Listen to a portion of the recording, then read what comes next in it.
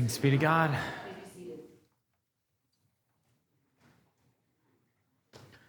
Good morning, Redemption. My name's Jake, one of your pastors, and today we're going to continue our sermon series in the biblical story. So we started off week 1 with creation. Week 2 was the fall. Warren talked to us about the fall. And then today we're going to kick off redemption, but it's going to be split up into 3 sermons. 1 on Israel, 1 on Jesus, and then 1 on the church. And so today I got the honor of being able to preach through the entire Old Testament to you.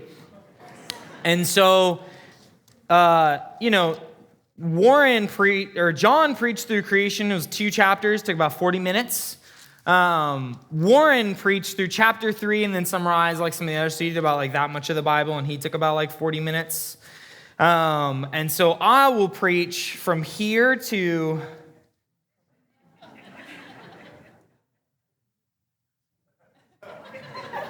there it is.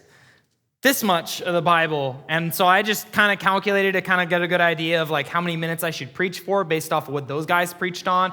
And I multiplied 40 minutes, for 2 chapters into 1,000 chapters. And so we'll lock the doors. I'll order food. Don't worry about the kids, But we're going to jump into the Old Testament today and run through it really quickly so that you might understand how it fits into the entire biblical story. So let's pray, yeah? Father, I thank you for the chance to preach through the Old Testament and to come to your word, and we ask that you would open up our ears, God, that you deliver us from distractions, from doubts, other things that would get in the way, and just open up your word that we might hear your voice and see you and love you. Amen. Okay, so no joke, to be able to keep you from falling asleep through this, and we're going to cover a lot of scripture very quickly. I'm going to need you to stay locked in. 1, because if you doodle for 30 seconds, I'm going to be in 3 books ahead from where I left you. So in order to help you though, we're going to play a game. Yes, Caleb's hyped. So we're going to play a game. So here's the game, okay? It's called Help Pastor Jake Not Be a Heretic. Here's how it's played. I'm going to be arguing from my position up here that we should cut out the entire Old Testament from the Bible. Okay? That's what I'm going to argue. And you guys, your job is to help argue Pastor Jake out of heresy. Okay? So I'm going to get the position of we should just cut out this part of the Old Testament and go through different parts of it. And you are going to have to think up, really wrestle through, how am I going to stop Jake from getting fired? How do I stop him from being a heretic? I'm just a guy, right? Yes, I'm a pastor, but I could be crazy. So if that day ever happens, you can't say I didn't prepare you. So don't worry, it's going to be easier than you think because I'm going to play on both sides. I will play Jake the heretic, but I'll also be on your side helping you argue Jake against Jake. Yeah? You guys ready? Okay. So let's do this. Jake the heretic begins. And here's what I say. Okay, so we've been going through this series on the biblical story. Creation, God creates a good creation. Yes, love it. Fall, Warren did an amazing job. He talked about sin and death as this bomb that went off with shockwaves into all of life. And everybody in the world goes, yep, living in that world. But then we get to redemption. Now here's what I propose. Just cut out all the Old Testament, bam, start at Jesus. Yeah? Here's why. It's long. If we cut it out, so many more people would read the Bible. 2, it's crazy. It makes God look grouchy and mean and people get killed in it. Just cut it out. We don't have to worry about 99% of the critiques against Christianity. Next, it's got bizarre laws that most of you don't even read, much less take seriously. It's just taking up space. Just cut that out. And it is the part of the Bible that is most likely to bring ridicule against God. How many times have you heard, I love Jesus, but the God of the Old Testament, or some version like that, right? We just take that out. We don't even have to worry about it. So if that's what Pastor Jake says a couple years from now, right before Jim fires him, how are you going to save the situation? Where would you begin in the Old Testament to argue with Jake why the Old Testament has to be in the Bible for the Christian?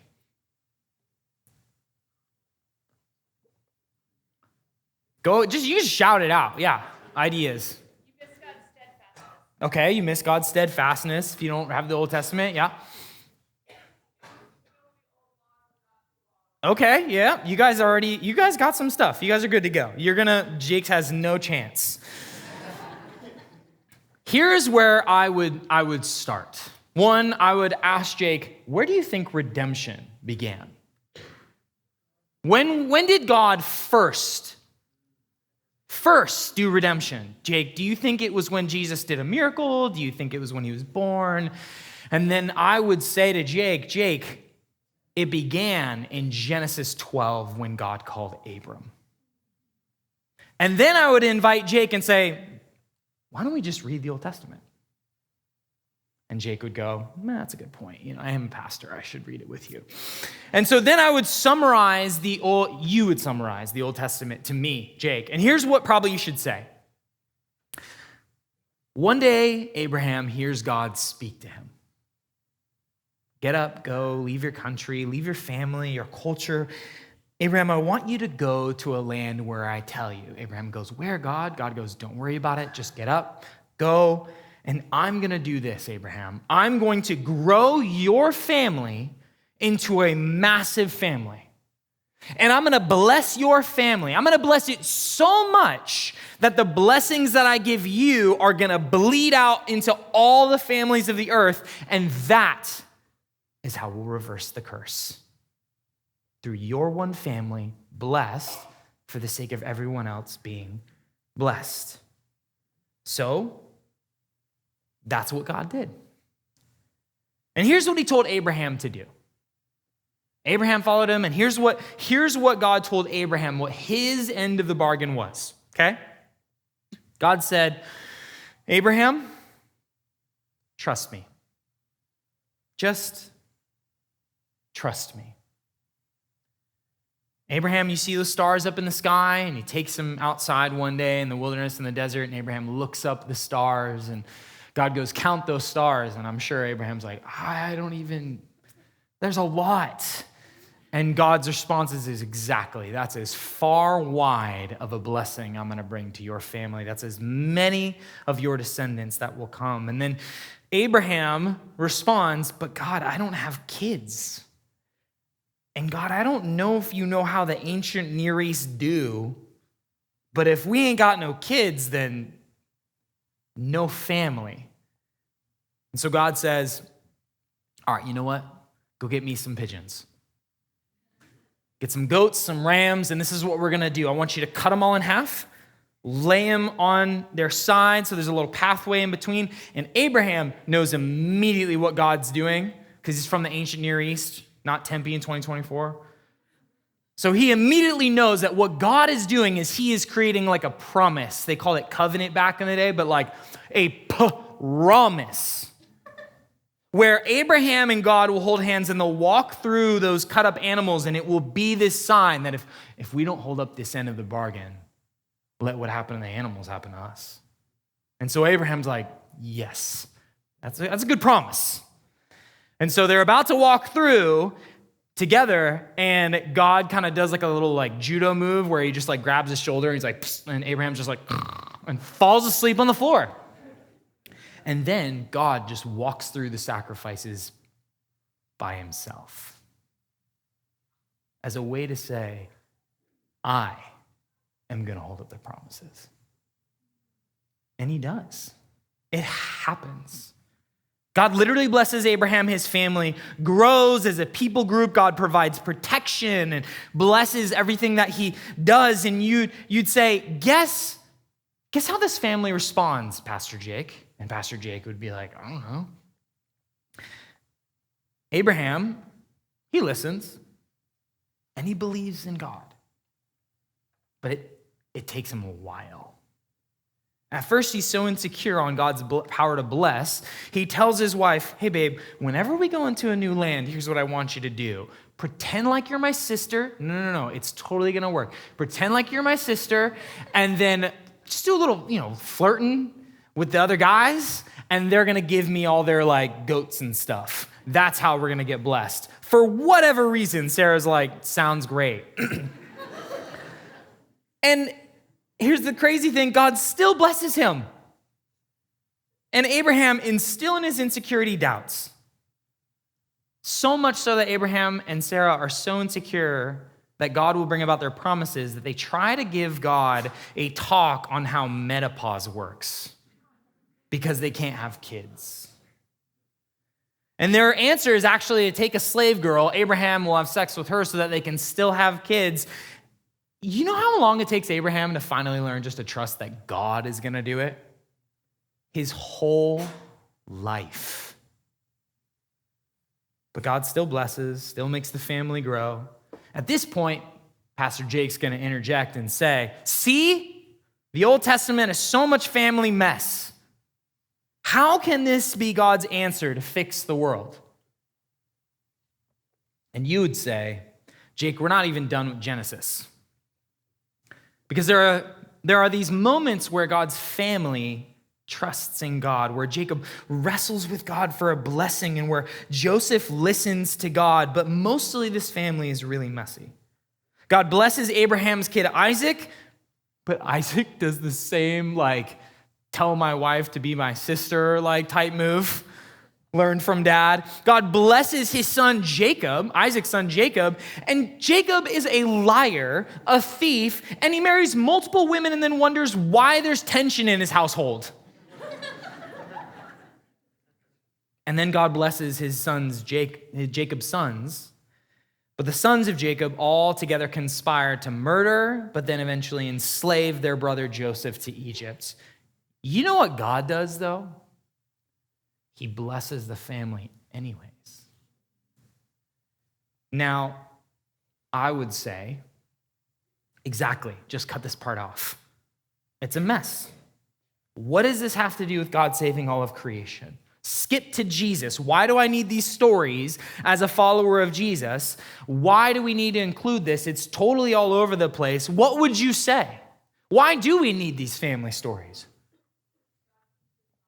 Ooh, God keeps his promises.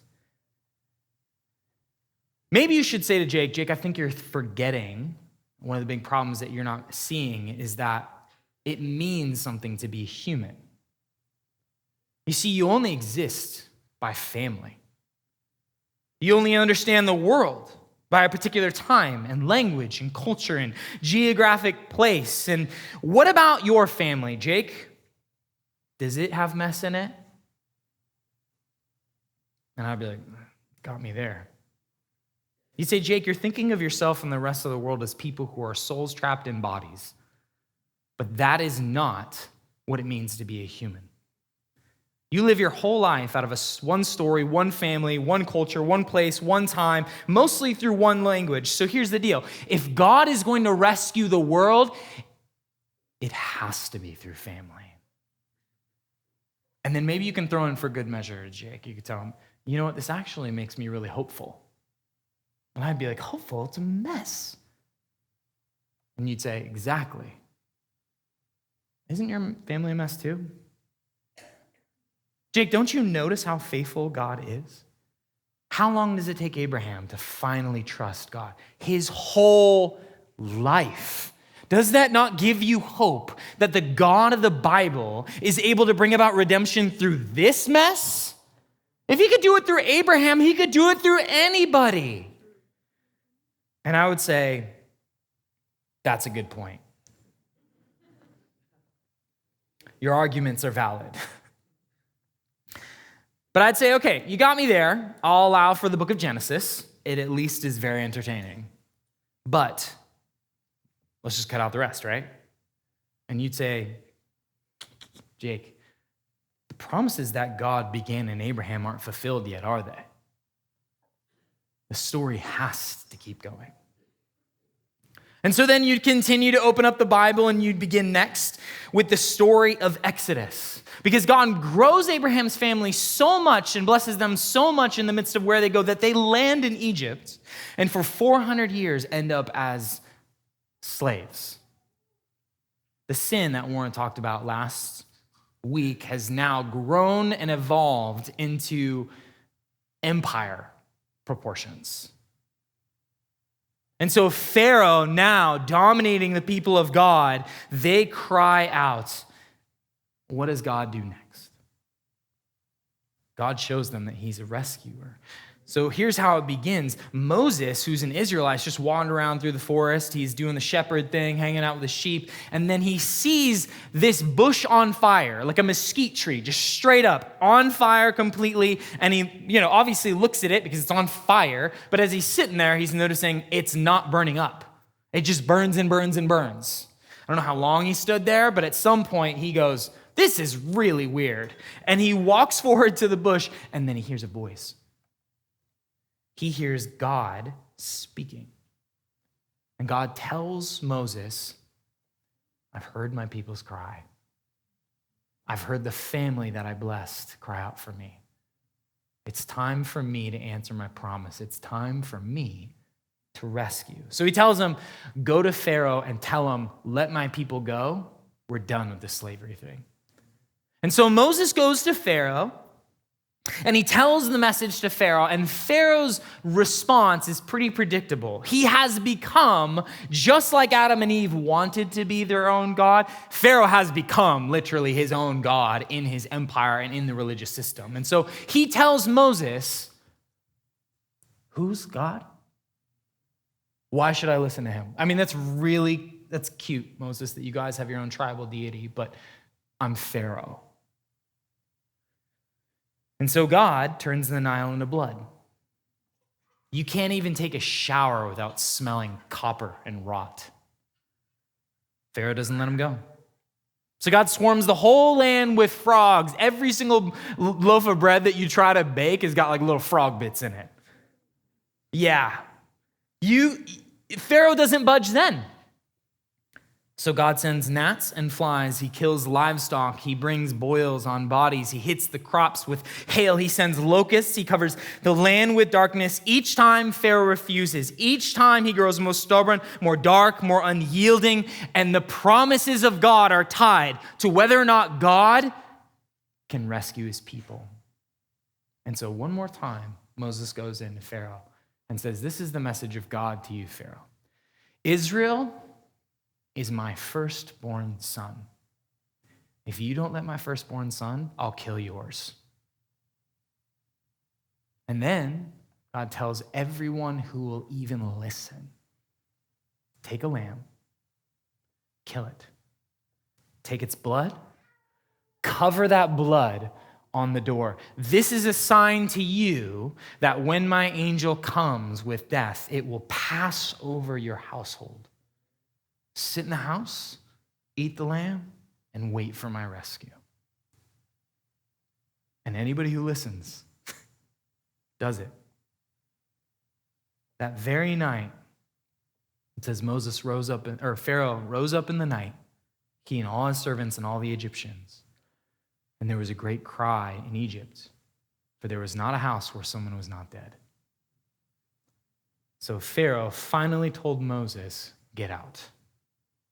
So they leave.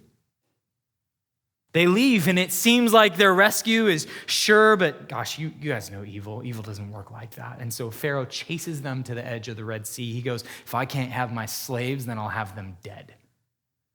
And they're pinned against the water, and they start crying out to God, and they're panicking, and they don't know what to do. And God says, why are you guys crying out to me? Sit here and watch these Egyptians that you see today, you will never see again. And a wind comes, and the waters part, and Israel walks through on dry land. And the moment they get to the other side, as Pharaoh's armies chase in to kill them, they're gone. And they get to the other side, and I imagine a little 4-year-old asks, Mom, what just happened? And I bet, shaking still and with joy and wonder, she says, well, baby, I think this God is a rescuer. And I think he just saved us. Jake goes, all right, that would make a cool movie. But other than that, scrap it. I'm not a slave. Why do we need the story of Exodus? How would you respond?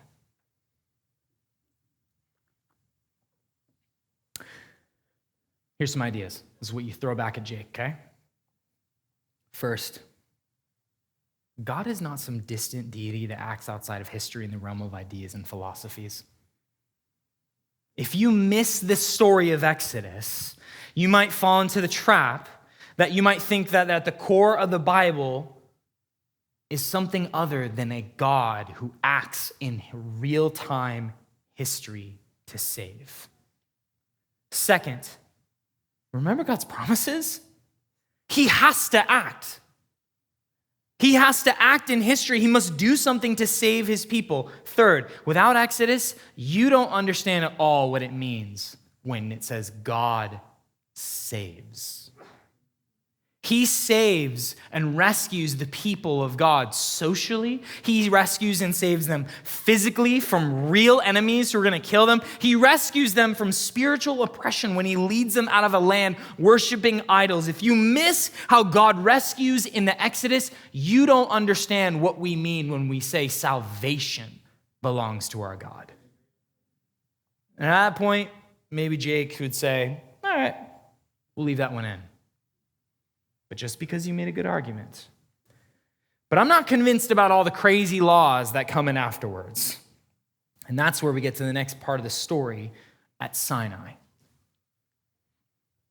And this period covers the second half of Exodus. It's usually where you drop off on your reading plan every year.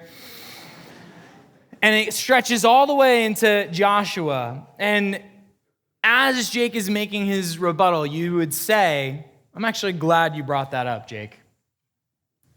Because here's what God did next. He takes his people out of Egypt and he brings them to a mountain called Sinai, and it's actually there where we get all those weird laws. But do you know why God gave all those laws, Jake? This is what he says in Exodus 19. You yourselves have seen what I did to the Egyptians and how I bore you on eagle's wings and I brought you to myself. Now, therefore, if you will indeed obey my voice and keep my covenant, you shall be a treasured possession among all my peoples. For all the earth is mine, and you shall be to me a kingdom of priests and a holy nation. A kingdom of priests and a holy nation. They are the family meant to bless the whole world, right? And he rescued them. They are the people who are going to be his special possession. And you remember the plan, right? Bless them so everyone gets blessed. But here's the question as they're sitting there at the mountain in the wilderness. How? How do we live as a people straight out of Egypt where God lives with us? How do I do my farming? How do I interact socially? What do we do to live with this God? We forget that what God is doing on Mount Sinai with the commandments, with all the laws of Leviticus and Numbers and Deuteronomy, that what God is doing is he is giving his people a gift. A gift? Yes, Jake. Because how is Israel supposed to know how to be a holy people? How are they supposed to know how to bless the rest of the world? By how they lived amidst the whole earth. God teaches them how. I mean, in every way possible that you could even imagine. If you think we made up the all of life, all for Jesus part of our church motto, then go read Leviticus. I mean, there are laws on how they farm, on how they eat, and how they do social life, and how they worship, what to do with their clothing, what to do with the fabric, what to not do. He teaches them what to do about debt so that people would always be free. He teaches them how to care for the poor. And it is beautiful. You and I take it so for granted. Here's why. because we as a culture, a Western culture, have been influenced by these ideas for thousands of years. We just assume everybody knows that you shouldn't cheat on your wife and murder each other. No, this was God's invention. This is how it worked, okay? It was meant to be so attractive that anybody around Israel would have been like, you guys are doing what? Like this. Did you guys know that it was commanded to the Israelites to leave 10% of their crops every year? You cannot touch them. Why? They are for the widow, the orphan, the immigrant, and the poor. Imagine being a woman in the ancient world, losing your husband, all your family, and basically knowing that you were as good as dead. Now imagine you here, if you just take a quick trip over to Israel, that every piece of land has 10% of it for you to work, to provide for you, to care for you, and everyone in Israel is commanded to watch out for you. That's the story of Ruth. And maybe, as a heretic, Jake would go, all right, that's pretty cool. But surely most of it we can cut. I mean, I'm not even a farmer, so I don't need that law, right? Why do we need this part of the story? Because this part, for sure, I mean, a lot of us we don't even glance at. Maybe you should say something like this. Without Sinai, you can't understand that your salvation is for something. God saved you, but he saved you for something. Just as Israel was meant to be a blessing, meant to be a light to the nations, let to live a life in such everybody around would go, who is this God you follow? The people of God still are meant to be like that. If you disregard this part of the story, you might be tempted to think that this all of life, all for Jesus mantra is basically like a bonus round for the really serious Christians. Without this part of the story, you fail to see that God saves people to become a part of his saving mission. How many of us have had the story or heard a friend who has the story where they grew up around Christians, and because of how they live, just like everybody else in the culture, they completely were like, I don't really have any interest in Christianity. Because they completely disregarded holiness. They didn't read the book of Leviticus, which says, be holy, because I, the Lord your God, am holy. When we fail to understand how Sinai fits into redemption, at best our salvation is just something for ourselves. We need this part of the law. We need to see how God acted in a particular time and place to elect a people to bless the world. I'm not saying that God didn't save you because he loves you. He did. But it's even more than that. He has saved and rescued us so that you could be a part of what he is doing in the world. Just like what he was doing in Israel. So at this point, Jake's starting to get convinced. And he says, all right, let's keep it. But it's just so weird. And you'd say, yes, Jake, the law is something that you have to understand the rest of the story to understand. You got to do your homework. You need to get the context. You got to learn how to be a faithful reader of the Bible and understand what was going on in that time in the story. But above all, to understand the laws, you got to understand how they fit into the rest of the story. And so what happens next is we enter into the period of the kings and the climactic moment of King David. How did we get there? Well, they get the law, right? Moses walks down the mountain. And as he's walking down the mountain to give them the law, the people of God have melted down all the gold that God gave them and then made a cow so they could start partying and worshiping and bowing down to the cow. And then they all around go in circles and they say, this is the God who saved us from Egypt. Now, of course, if Jake's listening to you tell this story, right? He's like, what? They did what? They just saw the Red Sea open. They just walked through the Red Sea. And this is what they do in response to God? How? And you would say, it doesn't actually get any better from there. God still gives them the law. He still comes to live amongst them in the tent. And they grumble that they're not in Egypt because they don't have meat like they used to.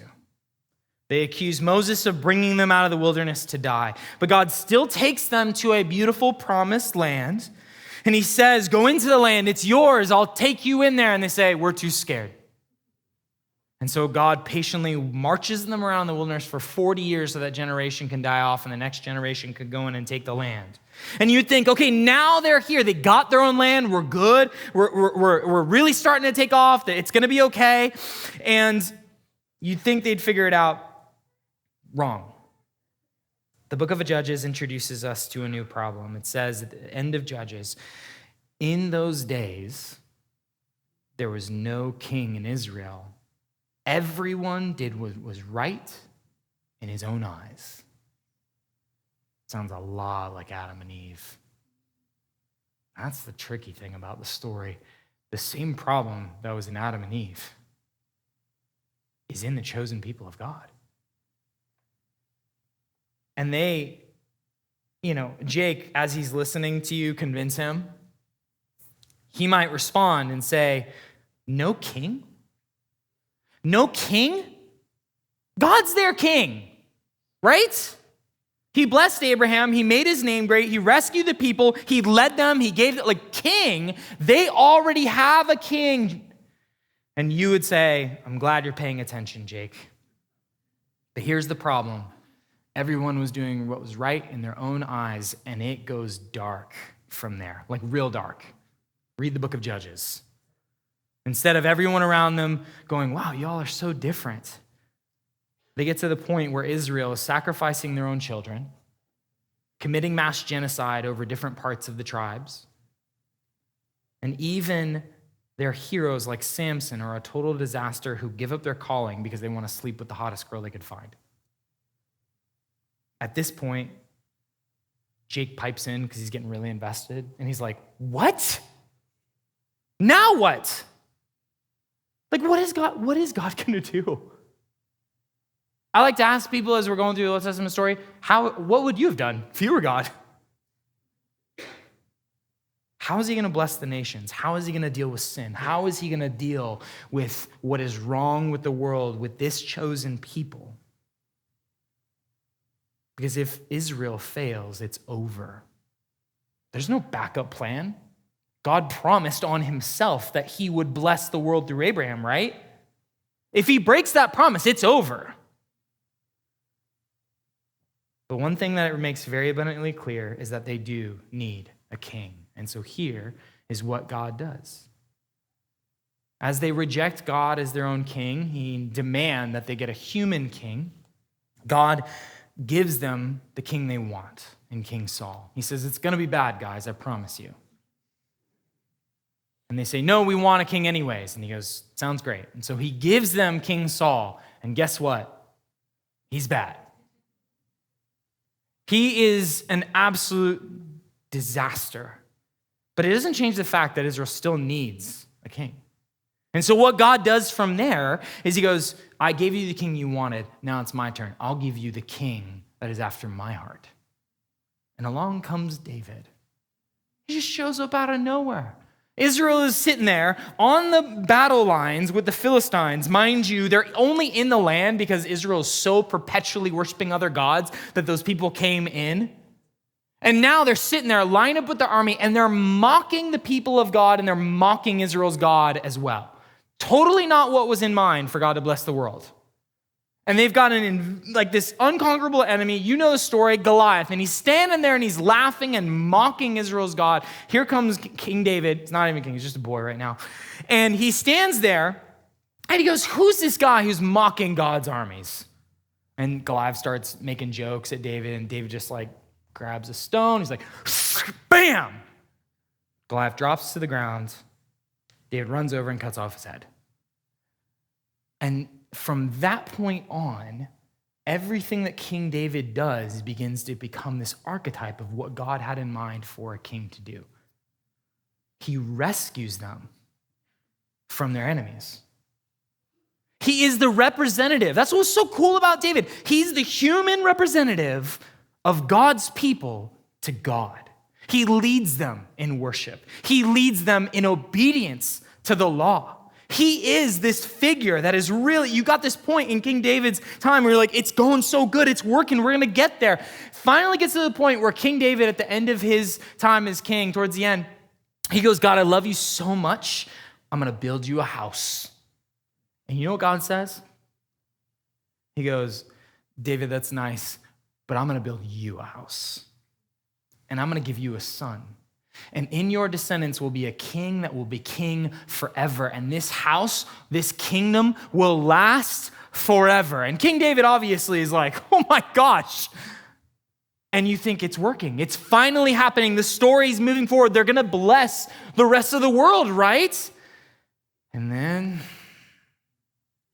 King David's hanging out on his rooftop and he sees a woman that he thinks really beautiful who's already married, sends for her, has sex with her, gets her pregnant, and in order to cover it up, he gets her husband and then uses his political power and espionage to get him murdered, and then he lies about it, and then things start to fall apart. No surprise, his kids end up doing basically the same thing. His son rapes one of his daughters, and one of his other brothers commits civil war and starts trying to kill one another. I mean, it's just like we had it, and then it just falls apart. And Jake might at that point pipe in and say, see? It's a disaster. Why don't we cut this part out? It doesn't make God look very good. What would you say? How are we to convince Jake the heretic that Christians do actually need this history of the kings? Because if you don't have this part of the story, then you're going to miss something really key about what God is doing in the world. You will miss that at the core of his plan to save, if God is to have a people, if that people are to be a blessing, if God is to reverse the curse, and if we know it has to be through a family, and we know that family has to be led into worship, and they got to be holy, and they got to follow God. You know what the book of Kings and all of the history of King David teaches us? They need a king to defeat their enemies, but it's not Saul. They need a king to lead them in worship and obedience to God, but it's not David. They need a king who can represent God's people to him, who care for them, help them, lead them, can be God's man on earth. And it ain't Solomon, and it's not the next 39 kings that come in Israel's history. Without this part of the story, you don't understand the need that we have as humans. We need a king.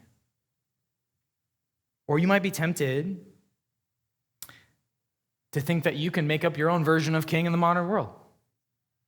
You can pick a political party and make it into nationalist idolatry.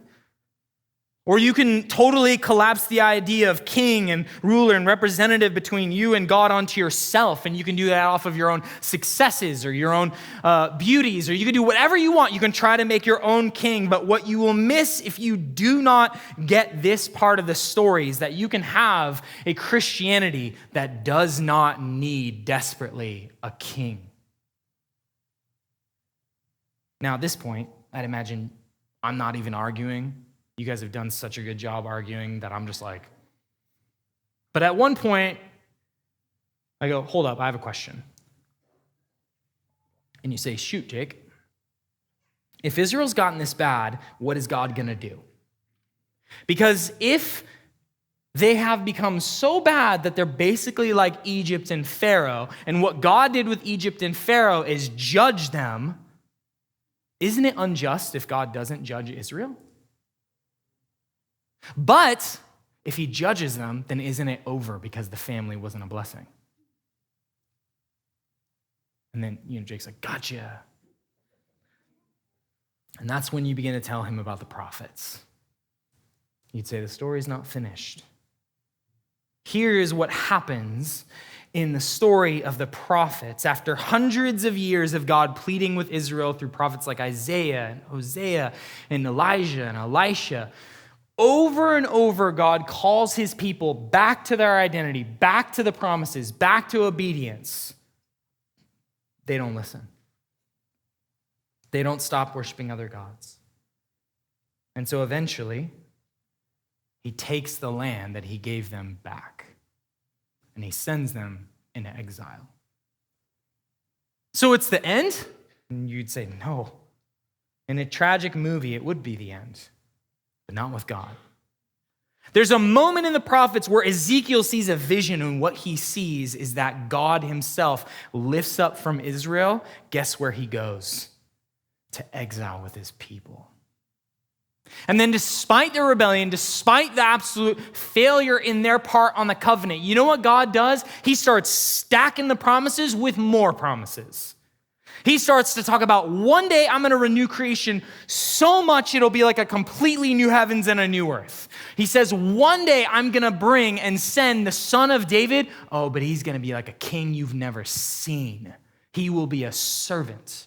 He will give himself. He will faithfully die for the sins of my people. Over and over and over again, God promises that he's not going to go back on his promise originally. He's just going to make it even more full and deep. He promises in Ezekiel, he tells them, I will take you out of the nations. I will gather you from the countries, bring you back to your own land. I'll sprinkle clean water on you and you will be clean. I'll cleanse you from impurities from all your idols. I will give you a new heart and I'll put my spirit in you. By the end of the prophets, the hope is full and pregnant. Because the story has been going on for a while. God blesses a family, and the family is plagued by fear and betrayal and violence. God rescues the family, and they grumble and say slavery was actually better. God teaches them the law, and they worship idols and commit treason. God provides them with a beautiful land, and they don't want to go in. God delivers them from their enemies, and they start worshiping local deities and committing genocide and child sacrifice. God responds to their demand for a king, and their king is a disaster. God leads them by a good king, but even their good king fails. God promises a perfect king who will reign forever. They start a civil war. God corrects them and he warns them. They kill his messengers and they keep worshiping other gods. God goes with them into exile. They don't listen. They don't change. God promises a Messiah. God brings them back to their land. God sustains a remnant. God doesn't let them vanish from history. God orchestrates the king to protect and provide for them. Anyone who has ever told you they didn't like the Old Testament but God because he's all wrath and judgment is just not reading the story. If you miss the prophets, you miss the faithful heart of God despite anything his people might do. And Jake would say, okay, I think I see it now. God is not the problem in the Old Testament. Humans are. Sin is. And that the same sin that was in the parents, Adam and Eve, is still in Israel, and man, it is still in us. So Israel failed, right? The story just kind of leaves as a cliffhanger. And I'm guessing at this point is where Jesus comes in. Israel failed, so now what? God must come up with a backup plan, right? Is that it? If that's the case, why all the drama? If that's the case, why not Adam and Eve eat the fruit, right? They sin, they're naked. Oh no, sin's coming in the world. And then they turn and they're like, oh my gosh, and they see a man just dying on a cross. And they start like freaking out, and then they look again, and he's gone, and then Jesus walks up behind them, he's like, hey guys, and they're like, who are you? And God's like, sorry, it's my son, I knew you'd sin, and then, anyways, we're fine, heading into new creation. If Israel failed their calling, why not just do that? Is Jesus a backup plan? No. Because Israel didn't fail, if you listened to the story. Without Abraham, what family would God have come to us in? Why do you think all the New Testament spends so much time trying to help us understand how Jesus was in the line of Abraham and David and all these people in the family of God? Because God promised it would be through this family. And guess what? Jesus is the true Israelite. The true fulfillment of what their calling was. When God called Abraham and told him that he would bless him and bless the whole world through his descendants, he was thinking about Jesus. When God rescued the people from Exodus and he did this mighty act of power and he took apart sin and evil and the curse that was concentrated in Egypt, God was just warming up. He was showing the people and all history that this is what it looks like when God steps into history and rescues a people, and so that they might expect that for God to pass over, a lamb must die. When God gave them the law at Sinai and he called them to be his chosen priesthood and the holy nation, he knew they would never be able to fulfill this in themselves, which is why Jesus became our great and high priest. He is the one who fulfills the law. He's the one who becomes our intermediary between us and God. He's the one who takes away the sin, does better than any sacrifice or animal or goat could ever do. Jesus is the one. And when the God of the Old Testament led them by kings, and when he made promises to David that his son would rule for eternity, he was talking about Jesus, not Solomon. It was never meant to be his son, but it would be Jesus who would come later. He would be king, and his kingdom would last forever. And the whole message of the prophets finds its fulfillment in Jesus. Israel didn't fail. Jesus became the fullness of Israel for us. Let's pray.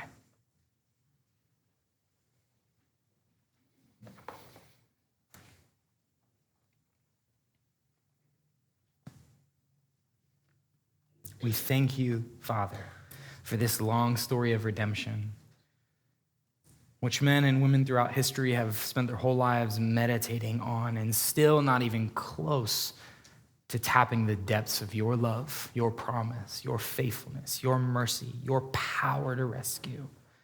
And so I just pray, Lord, probably more than anything, that everybody in this room would see you, Jesus, through the Old Testament, and that this would have begun to open up, Lord, just how we need to hear your story of faithfulness. Amen. In a moment, John's going to come and lead you guys in a time of response. Just take a few moments, quietly bow your head if you want, close your eyes, and just ask God, what parts of this did you really need to hear, and how you might respond to him in prayer. So we'll just take that moment, and in a moment, John will come and lead you guys.